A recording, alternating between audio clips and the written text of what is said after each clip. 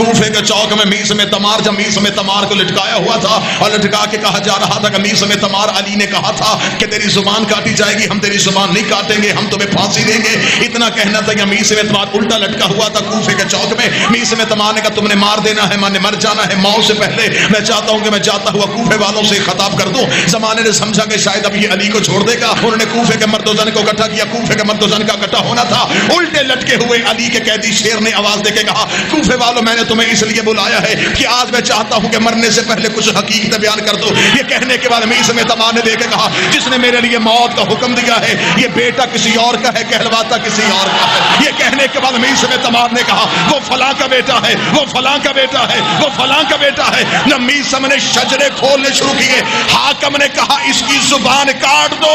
मीसम ने कहा गुस्ताख, कुरान को झूठा कहने लगा था।